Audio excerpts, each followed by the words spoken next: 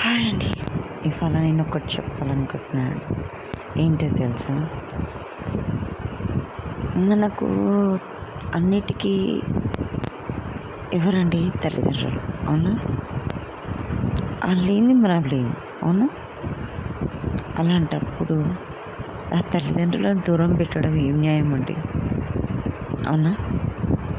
సరే, కొంతమంది ఆడపిల్లలు అయితే తల్లిదండ్రులనే చూసుకుంటారు, అత్తమామని చూసుకోరు.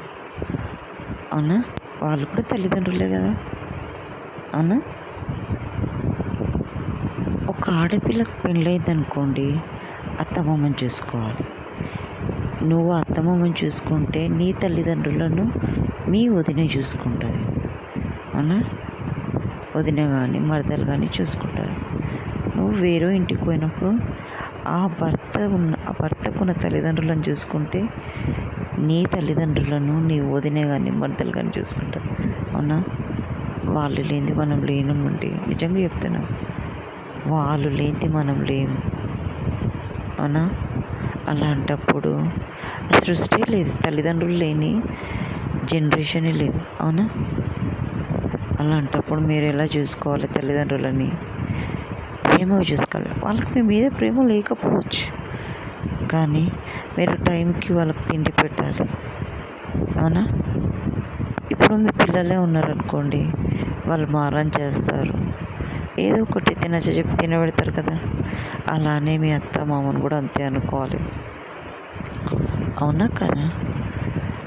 ఇలా ఎందుకు చెప్తున్నాను అంటే, వాళ్ళు దిక్కులేని వాళ్ళు అయిపోతున్నారండి. చాలామంది తల్లిదండ్రులు దిక్కులేని వాళ్ళు అయిపోతున్నారు. ఇటు కూతుర్లు చూసుకోవట్లేదు, కొడుకులు చూసుకోవట్లేదు, కూతుళ్ళు చూసుకోవట్లేదు. అవునా? అలాంటప్పుడు వాళ్ళు ఒంటరి వాళ్ళు అయిపోతారండి. నేను ఇంత చేసింది వీళ్ళ కోసమా అని ఒక తెలియని బాధ వాళ్ళు మిగిలిపోతుందండి. అది మనకు మంచిది కాదు, మన పిల్లలకి మంచిది కాదు. చూడండి నాన్న, మీరు ఎక్కడున్నా సరే తల్లిదండ్రులను కంటికి రెప్పలా చూసుకోండి. చివరి స్టేజిలో వాళ్ళని మీ సొంత బిడ్డల్లా చూసుకోండి. తల్లిదండ్రులని కాదు, అత్తమ్మమ్మని కూడా అలానే చూసుకోండి. Thank you to everyone.